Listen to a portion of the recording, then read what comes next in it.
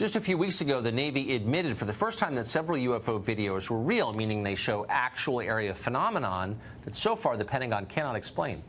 Now, a UFO investigations group says they have found materials that could potentially be physical evidence of UFOs. Luis Elizondo is Director of Special Programs at the To the Stars Academy of Arts and Science. He also headed the Pentagon's Office for Investigating UFO Incidents, and is the star of the History Channel's Unidentified. He joins us tonight. Luis, thanks so much for coming on.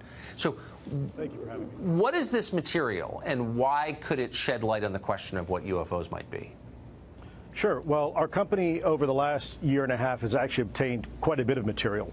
And let me first preface by saying some of that material, its provenance is frankly hearsay, while the provenance of some of this material has been substantiated.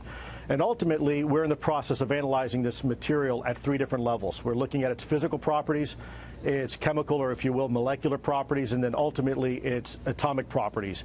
And it's really at that point we'll be able to make some sort of definitive conclusion, keeping in mind that we still have to follow the scientific process and methods, and at the same time have peer review. So it's not just as simple as coming out and saying, hey, look what we found.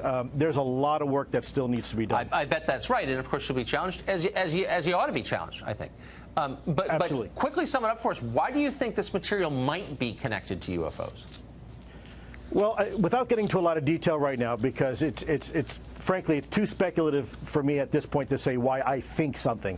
At the end of the day, it's going to be what the analysis tells us. And if you have, for example, interesting isotopic ratios that are not normally found, let's say, on this planet, then you have to scratch your head and either A, it's been engineered that way, or B, it came from somewhere else. And ultimately, that's what we're trying to find out.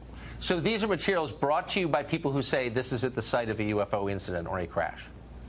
In some cases, yes. Again, unfortunately, I can't elaborate too much. With some of these individuals, we do have non-disclosure agreements, but it's from various sources, both private and governmental.